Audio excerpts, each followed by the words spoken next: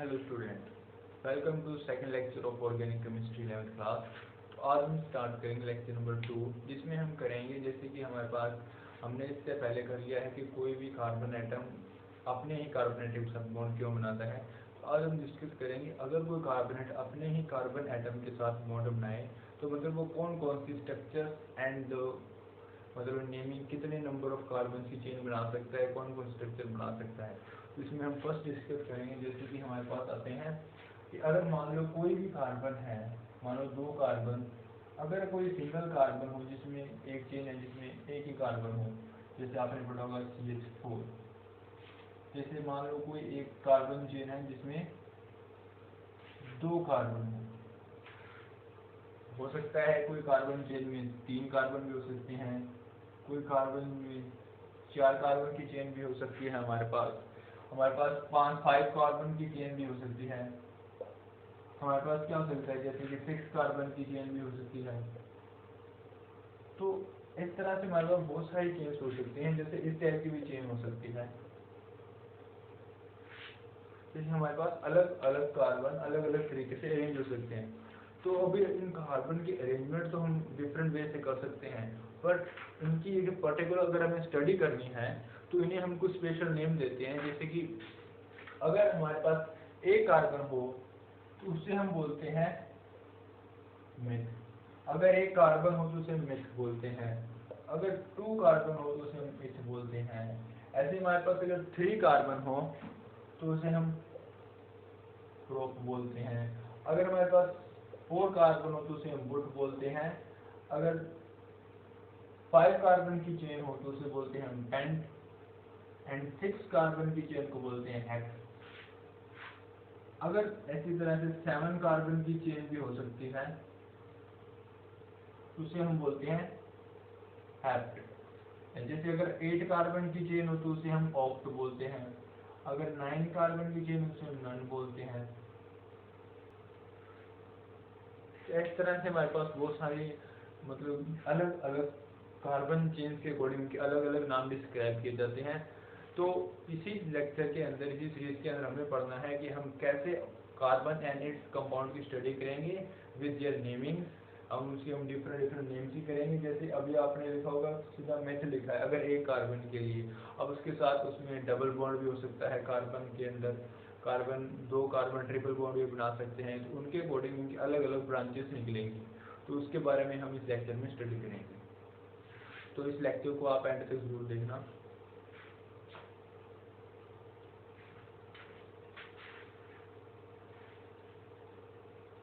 जैसे कि अगर हमारे पास कोई भी दो कार्बन है, अगर ये दो कार्बन है, अगर इनके बीच में अभी अगर दो कार्बन की चेन बनाई और अगर इन दोनों के बीच में सिंगल बॉन्ड हो,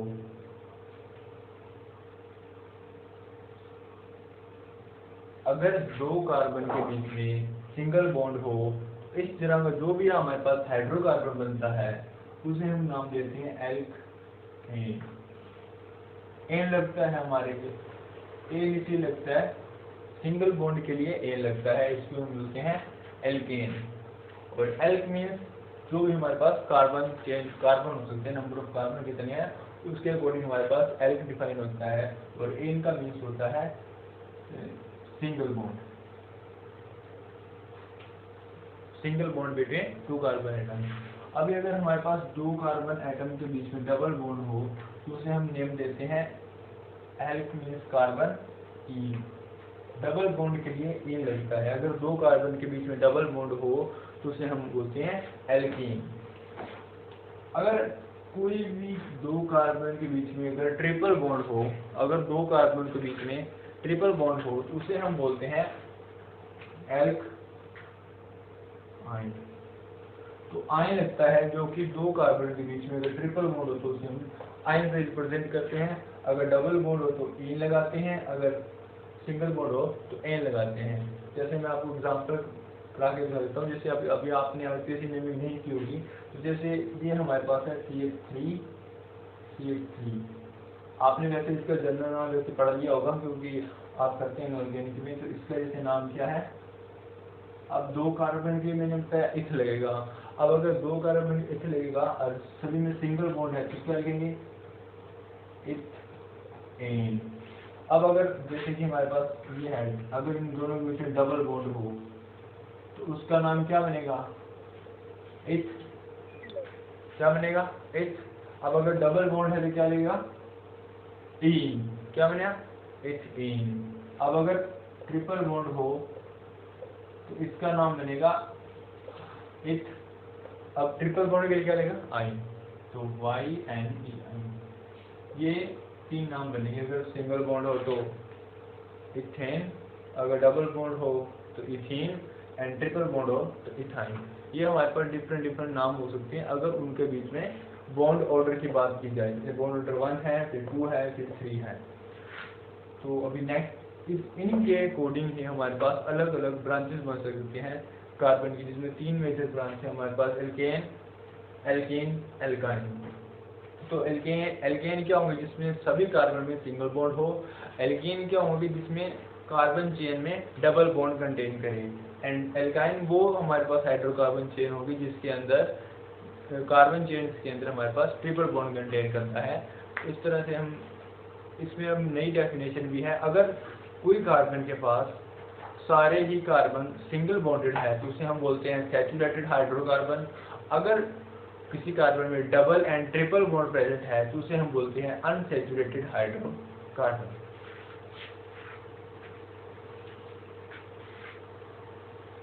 एल्कीन एल्काइन के बारे में मैंने आपको बताया है। तो हम अभी एल्केन, एल्कीन, एल्काइन को हम एक जनरल फॉर्मूले के रूप में भी लिख सकते हैं। तो एक जनरल फॉर्मूला क्या होता है एल्केन का? अगर एल्केन हो जिसका जनरल फॉर्मूला होता है CnH2n+2। जैसे आपने पढ़ा अभी CH4, तो CH4 का जनरल फॉर्मूला कैसे? अब यहाँ पे क्या है, n की वैल्यू 1 है तो क्या बनेगा? 1 2 + 2 4। ऐसे अगर n की वैल्यू 2 हो तो 2 × 4 2 × 2 4 + 2 6। तो ये हमारे जैसे क्या हो गया? Methane, ethane. ऐसे ही अगर जनरल फॉर्मूला ऑफ एल्कीन की बात करें तो एल्कीन का जो जनरल फॉर्मूला है वो क्या बनेगा? CnH2n means C। अभी एल्कीन में पता है डबल बॉन्ड होता है। अब ध्यान सुनो, अभी 2 कार्बन है तो यहाँ पे n की वैल्यू 2 आएगी, तो 2 × 4 मीन्स H2 ये बनेगा। और आपको याद रखना है हमने कार्बन के हमेशा 4 बॉन्ड कंप्लीट करने हैं। अभी अगर ट्रिपल बॉन्ड हो 2 कार्बन एटम के बीच में तो उसमें हाइड्रोजन कितने हैं? देखो Cn, n की वैल्यू कितनी है? 2 कार्बन है तो 4 - 2 2 मीन्स सिंगल हाइड्रोजन आ जाएगा। तो इस तरह से आप कोई भी एल्केन, एल्कीन, एल्काइन का जनरल फॉर्मूला बना सकते हैं विद द हेल्प ऑफ, जैसे कि अब अगर आपको n की वैल्यू पता है, बोल दो कि 4 कार्बन की सीरीज बनानी है, 5 कार्बन की सीरीज बनानी है, तो उसका आप जनरल फॉर्मूला बना सकते हैं। जैसे आपने बोल दिया कि सर अगर कोई चेन में 5 कार्बन हो तो इसका एल्केन का फॉर्मूला क्या होगा? तो एल्केन का फॉर्मूला क्या होगा? C5H12। अगर 5 कार्बन अनदर, अगर इसका ही मैंने एल्कीन का फॉर्मूला बनाना है तो एल्कीन का क्या बनेगा? C5H10। अगर एल्काइन का बनाना है तो C5H8। तो ये जनरल फॉर्मूला हो गया। अगर आपको नंबर ऑफ कार्बन दे दे तो आप कोई भी एल्केन, एल्कीन, एल्काइन का जनरल फॉर्मूला बना सकते हैं। नोट कर लेना है कि आप एग्जाम में पूछ सकते हैं एल्केन, एल्कीन, एल्काइन का जनरल फॉर्मूला क्या होता है, और ये हम आगे भी यूज करेंगे। अभी हमने एल्केन, एल्कीन, एल्काइन डिस्कस कर लिया, तो अभी हम करते हैं। अब अगर मान लो हमारे पास कोई भी एल्केन हो, जैसे CH4 हमारे पास कोई एल्केन है, और जैसे C डबल बॉन्ड CH2 हमारे पास कोई एल्कीन है, एंड ये हमारे पास कोई एल्कीन है जैसे एल्काइन है CH। तो अभी आपने जो केमिकल बॉन्डिंग में आप करके आए हो हाइब्रिडाइजेशन, तो अभी हम लिखेंगे एल्केन, एल्कीन, एल्काइन की जनरल हाइब्रिडाइजेशन क्या हो सकती है एल्केन की। तो एल्केन आपको पता है हाइब्रिडाइजेशन कैसे निकालते हैं? Number of sigma bond plus number of lone pair.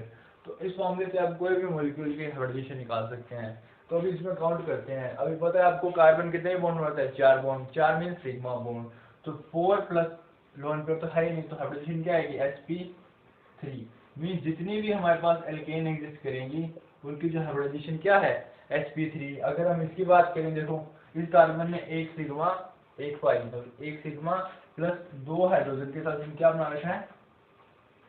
Sigma bond. एक अपने ही कार्बन के साथ सिग्मा बॉन्ड बना रखा है, तो क्या आएगी? sp2। एंड ऐसे ही एल्कीन की क्या आएगी? sp। तो अभी सभी एल्कीन की स्ट्रक्चर क्या होगी, sp2 हाइब्रिडाइजेशन होगी, एंड एल्काइन की क्या होगी, sp। तो अगर आपको पता है अगर हाइब्रिडाइजेशन sp3 हो तो उस जो भी हमारे पास एल्कीन होगी उसकी स्ट्रक्चर क्या होगी, टेट्राहेड्रल।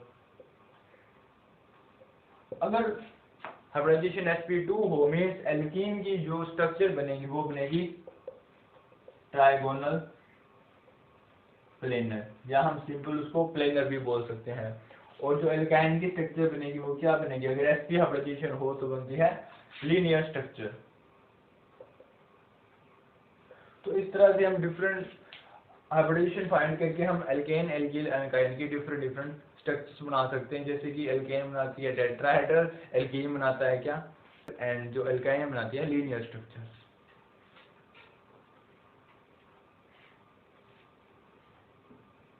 तो अभी जैसे मैं इनकी स्ट्रक्चर बना देता हूँ कि ये अरेंज कैसे होंगी। जैसे एल्केन है तो वो ऐसे अरेंज होगा, ये हमारे पास टेट्राहेड्रल स्ट्रक्चर होती है ऐसे, ये हमारे पास क्या है, टेट्राहेड्रल स्ट्रक्चर। अब जैसे मैं इसकी बनाता हूँ तो इसकी CH2 इथीन की बनाता हूँ, तो इथीन की क्या होगी, CH।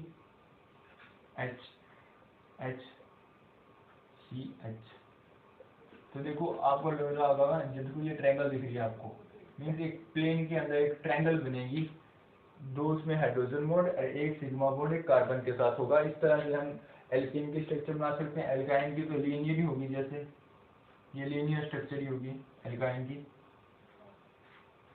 तो इसमें जो बॉन्ड एंगल होता है वो 120 होता है, इसमें जो बॉन्ड एंगल होता है 109.5 डिग्री सेल्सियस होता है, 5 डिग्री होता है सेल्सियस में। इसमें कितना होता है, 180 होता है, 180 डिग्री होता है। तो इस तरह से आप एल्केन एल्कीन का एक स्ट्रक्चर भी ड्रॉ कर सकते हैं अगर आपके पेपर में पूछी जाए तो।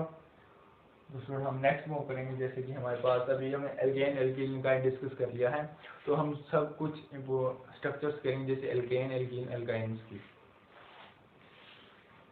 On the basis of hybridization आपके लिए क्वेश्चन है कि आपको ना हर एक कार्बन की हाइब्रिडाइजेशन फाइंड करनी है। जैसे मैं एक फॉर्मूला राइट कर देता हूँ, C triple bond C double bond C।